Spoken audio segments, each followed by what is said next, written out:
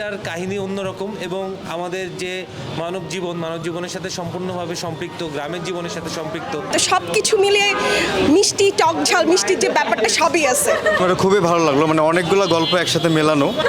এই জন্য সবাইকে দেলুপি দেখতে হবে। এবং বন্যা পরবর্তী যে কাহিনী তুলে ধরা হয়েছে, আমার মনে হয় যে প্রত্যেকটা মানুষকে ছুঁয়ে যাবে আর কি ব্যাপারটা। আমার জীবনে আজ প্রথম সিনেমা হলে আমি আসছি, তো প্রথম এসে আমি হয়তো আমার জীবনের প্রথম অনুভূতিগুলো মানে বলতে পারবো সবাইকে, আর তার সাথে তো দেলুপির গল্পগুলো শেয়ার করতে পারবো। সিনেমার গল্পগুলো তো আমাদের জীবন থেকেই তুলে নিয়ে আসা, তো সেখানে হচ্ছে যে পার্থ এবং নূপুরের যে প্রেমটা, হ্যাঁ, ওদের গল্পটা আমার কাছে ভালো লেগেছে।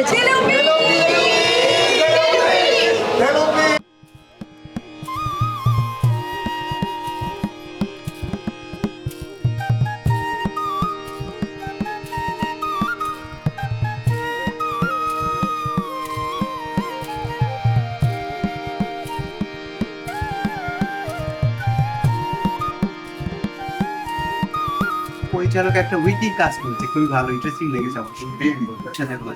তো বাংলাদেশের জন্য আসলে এটা একটা দিক নির্দেশনা, আমার কাছে মনে হয় যেটা খুবই ইম্পর্টেন্ট দিক থেকে নির্দেশনা।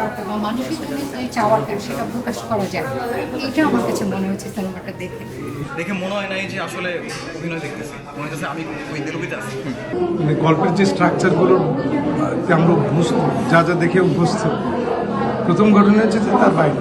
দ্বিতীয় ব্যাপার যেটা হচ্ছে যে মানে 24-এ যে ঘটনাটা ঘটলো তারপরের সময়ে সবার দেখতে আসা উচিত, এই জন্য যে নিজের সাথে মিলিয়ে দেখা যে আমি আসলে এর ভিতর কোন ক্যারেক্টার।